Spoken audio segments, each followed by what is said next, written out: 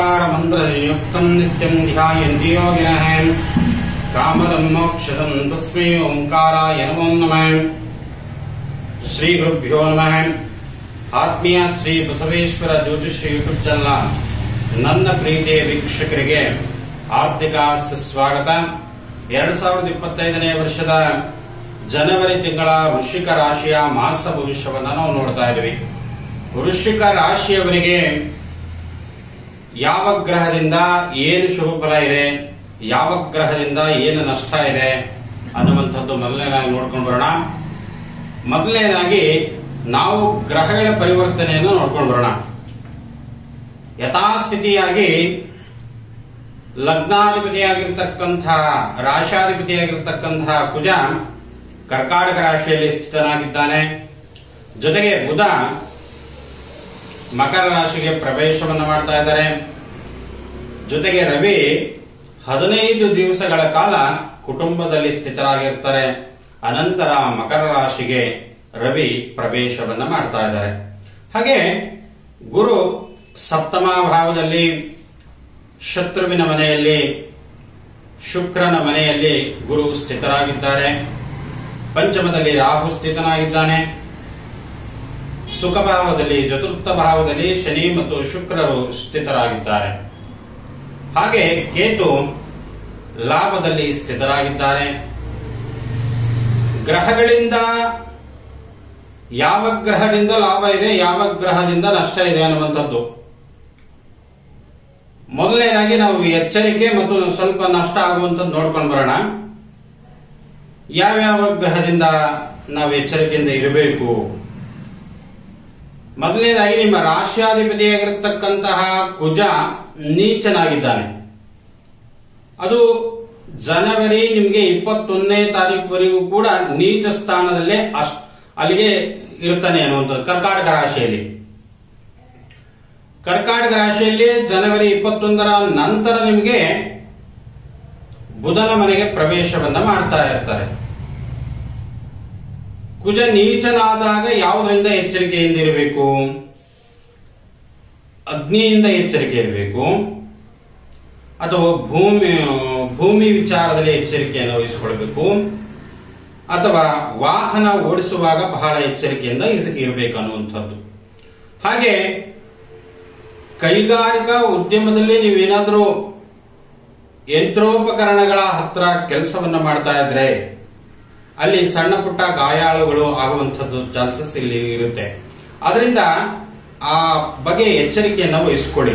ಕುಜ ನೀಚನಾದಾಗ ಸಣ್ಣ ಪುಟ್ಟ ಗಾಯ ಮತ್ತು ತಲೆಗೆ ಸಂಬಂಧಪಟ್ಟಿರ್ತಕ್ಕಂಥ ಗಾಯ ಆಗುವಂಥದ್ದು ಅತಿ ಹೆಚ್ಚಿನದಾಗಿ ಇಲ್ಲಿ ಸೂಚಿಸ್ತಾ ಇದೆ। ಹಾಗೆ ರವಿಯಿಂದ ನೋಡಿ, ರವಿ ಕುಟುಂಬ ಭಾವದಲ್ಲಿ 15 ದಿವಸಗಳ ಕಾಲ ಇರ್ತಾನೆ। ಕುಟುಂಬದಲ್ಲಿದ್ದಾಗ ಅನೇಕ ರೀತಿಯಾಗಿ ಸಂತೋಷ, ಸುಖ, ಶಾಂತಿ ಎಲ್ಲವನ್ನು ಕೊಡ್ತಾನೆ। ಆದ್ರೆ ಇಲ್ಲಿ 15 ದಿವಸಗಳ ಕಾಲ ಅನಂತರ ಶತ್ರುವಿನ ಮನೆಗೆ ಜನವರಿ 14ನೇ ತಾರೀಕು ಪ್ರವೇಶವನ್ನ ಮಾಡ್ತಾ ಇದ್ದಾರೆ। ಜನವರಿ 14ರಿಂದ ನಿಮಗೆ ಜನವರಿ 31 ತನಕ ಕೂಡ ನಿಮ್ಮ ಮಕರ ರಾಶಿಯಲ್ಲಿ ಸ್ಥಿರವಾಗಿರ್ತಾರೆ ಅನ್ನುವಂಥದ್ದು। 1 ತಿಂಗಳು ರವಿ ಮಕರ ರಾಶಿಯಲ್ಲೇ ಇರ್ತಾರೆ। ಆ ಸಮಯದಲ್ಲಿ ತಂದೆ ಮಕ್ಕಳ ಸ್ವಲ್ಪ ವೈಮನಸ್ಸಾಗಬಹುದು, ಅಥವಾ ತಂದೆಯ ಮಾತನ್ನ ಮಗ ಕೇಳುವುದಾಗಲಿ, ಅಥವಾ ಮಗನ ಮಾತು ತಂದೆ ಕೇಳುವುದಿಲ್ಲ, ತಂದೆಯ ಮಾತು ಮಗ ಕೇಳುವುದಿಲ್ಲ, ಹೀಗೆ ಇಬ್ಬರ ಮಧ್ಯೆನೂ ಕೂಡ ವೈಮನಸ್ಸನಾಗುತ್ತೆ, ಮಾತೃ ವಾತ್ಸಲ್ಯನೂ ಕೂಡ ಸ್ವಲ್ಪ ಕಡಿಮೆ ಸಿಗುತ್ತೆ ಅನ್ನುವಂಥದ್ದು। ಆ ರೀತಿಯಾಗಿ ಪರಿಣಾಮಗಳು ಬೀರ್ತವೆ ಅನ್ನುವಂಥದ್ದು। ಹಾಗೆ ಇನ್ನೊಂದು ಕಡೆ ನಿಮಗೆ 7 ಗ್ರಹದಿಂದನೂ ಕೂಡ ನಿಮಗೆ ಶುಭವನ್ನು ಸೂಚಿಸ್ತಾ ಇದೆ। 7 ಗ್ರಹ ಯಾವ್ದು? ಗುರುವಿನಿಂದ ಲಾಭ ಇದೆ, ಶುಕ್ರನಿಂದ ಲಾಭ ಇದೆ, ಶನಿಯಿಂದ ಲಾಭ ಇದೆ, ಹಾಗೆ ರಾಹುವಿನಿಂದ ಕೂಡ ಲಾಭ ಇದೆ। ಮೊದಲನೇದಾಗಿ ಗುರುವಿನಿಂದ ಏನ್ ಲಾಭ ಇದೆ ಅನ್ನುವಂಥದ್ದು ತಿಳ್ಕೊಂಡು ಬರೋಣ। ಮೇ 15ವರೆಗೂ ಕೂಡ ನಿಮಗೆ ಗುರುಬಲ ಸಂಪೂರ್ಣವಾಗಿ ಇರುತ್ತೆ। ಅಲ್ಲಿವರೆಗೂ ನೀವೇನು ಹೆದರ್ಕೊಳ್ಳಂಗಿಲ್ಲ। ಮೇ 15ರ ತನಕನೂ ಕೂಡ ನೀವು ಅಂದುಕೊಂಡಿರ್ತಕ್ಕಂತಹ ಕೆಲಸ ಕಾರ್ಯಗಳು, ಮದುವೆ, ಹಾಗೆ ಶುಭ ಕಾರ್ಯಗಳು, ಅಥವಾ ಏನಾದರೂ ಒಂದು ರಿಯಲ್ ಎಸ್ಟೇಟ್ ಬಿಸ್ನೆಸ್ ಮಾಡುವಂತದ್ದಾಗಲಿ, ಅಥವಾ ವಾಹನ ಖರೀದಿ ಮಾಡುವಂತದ್ದಾಗಲಿ ಅಥವಾ ಯಂತ್ರೋಪಕರಣಗಳನ್ನು ಖರೀದಿ ಮಾಡುವಂತದ್ದಾಗಲಿ ಈ ರೀತಿಯಾಗಿ ಶುಭ ಕಾರ್ಯಗಳನ್ನು ನಡೀತವೆ. ಮನೆ ಕಟ್ಟುವುದಕ್ಕೂ ಕೂಡ ಒಳ್ಳೆಯ ಸಮಯ, ಅಥವಾ ಜಮೀನ್ ತಗೊಳ್ಳೋದಕ್ಕೂ ಕೂಡ ಒಳ್ಳೆಯ ಸಮಯ, ಅಥವಾ ನಮ್ಮ ಮಗನಿಗೆ ಏನೋ ಒಂದು ಬೈಕ್ ಕೊಡಿಸ್ಬೇಕು ಸ್ವಾಮಿ ಅಂತಂದ್ರೆ ಅದಕ್ಕೂ ಒಳ್ಳೆಯ ಸಮಯ. ಆದ್ರೆ ಇಲ್ಲಿ ವೃಶ್ಚಿಕ ರಾಶಿಯವರಿಗೆ ಮಾತ್ರ ಇದು ಒಳ್ಳೆಯ ಸಮಯ.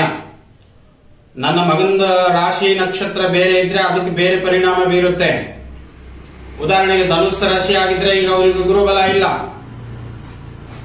ಹಾಗೆ ಅವರಿಗೆ ಗುರು ಷಷ್ಠ ಭಾವದಲ್ಲಿದ್ದಾನೆ ಧನುಸ್ಸು ರಾಶಿಯವರಿಗೆ. ಧನುಸ್ಸು ರಾಶಿಯವರಾಗಿದ್ರೆ ಖಂಡಿತವಾಗ್ಲೂ ಕೂಡ ಮೇವರೆಗೂ ಬೇಡ ಅನ್ನುವಂಥದ್ದು. ಹಾಗೆ ವಿದ್ಯಾರ್ಥಿಗಳಿಗೂ ಕೂಡ ಬುಧನಿಂದ ವಿದೇಶದಲ್ಲಿ ಉತ್ತಮ ವ್ಯಾಸಂಗಕ್ಕೆ ಅನುಕೂಲಕರ ವಾತಾವರಣವನ್ನ ಸೃಷ್ಟಿಯಾಗ್ತದೆ ಅನ್ನುವಂಥದ್ದು. ಹಾಗೆ ವಿದ್ಯಾಭ್ಯಾಸದಲ್ಲೂ ಕೂಡ ವಿದ್ಯಾರ್ಥಿಗಳು ಸ್ವಲ್ಪ ಕಾಳಜಿಯನ್ನು ವಹಿಸಿಕೊಳ್ಳಬೇಕಾಗಿರ್ತಕ್ಕಂಥದ್ದು. ಹಾಗೆ ನವ ವಧು ವರರಿಗೆ ನನ್ನ ಮಗನ ಮದುವೆ ಆಗ್ತಾ ಇಲ್ಲ ಅಥವಾ ನನ್ನ ಮಗಳ ಮದುವೆ ಆಗ್ತಾ ಇಲ್ಲ, ವಿಳಂಬ ಆಗ್ತಾ ಇದೆ ಅನ್ನುವಂಥದ್ದು ಹಲವಾರು ಬಾರಿ ಚಿಂತೆಗೆ ಒಳಗಾಗ್ತಾರೆ ತಂದೆ ತಾಯಿಯವರು. ದಯಮಾಡಿ ಚಿಂತೆಗಳನ್ನ ಬಿಟ್ಬಿಡಿ. ಖಂಡಿತವಾಗ್ಲೂ ಕೂಡ ಈ ಮೇ ಒಳಗಡೆ ವೃಶ್ಚಿಕ ರಾಶಿಯ ನವ ವಧು ವರರಿಗೆ ಖಂಡಿತವಾಗ್ಲೂ ಕೂಡ ನಿಮಗೆ ಕಂಕಣ ಭಾಗ್ಯ ಬಂದೇ ಬರುತ್ತೆ ಅನ್ನುವಂಥದ್ದು. ಹಾಗೆ ಪಾಲುಗಾರಿಕೆಯಲ್ಲಿ ನೀವೇನಾದ್ರೂ ವ್ಯವಹಾರವನ್ನ ಮಾಡಿಕೊಂಡ್ರೆ ಖಂಡಿತವಾಗ್ಲೂ ಕೂಡ ನಿಮಗೆ ಲಾಭ ಇದೆ. ಈ ವರ್ಷನೂ ಕೂಡ ಮೇ 15ರವರೆಗೂ ಕೂಡ ನಿಮಗೆ ಸಾಧಾರಣವಾಗಿ ಖಂಡಿತವಾಗ್ಲೂ ಕೂಡ ಲಾಭವನ್ನ ಇಲ್ಲಿ ಸೂಚಿಸ್ತಾ ಇದ್ದೇನೆ. ಒಂದು ಒಳ್ಳೆಯ ರಿಸಲ್ಟ್ ಯಾವ ರೀತಿಯಾಗಿರುತ್ತೆ ನೋಡಿ. ಚತುರ್ಥ ಭಾವದಲ್ಲಿ ನಿಮಗೆ ಶುಕ್ರ ಇದ್ದಾನೆ. ಆ ಭಾವಾಧಿಪತಿನೂ ಕೂಡ ಅಲ್ಲೇ ಇದ್ದಾನೆ. ಶನಿನೂ ಕೂಡ. ಶನಿ ಮತ್ತು ಶುಕ್ರರು ಇಬ್ಬರು ಮಿತ್ರ ಗ್ರಹಗಳು.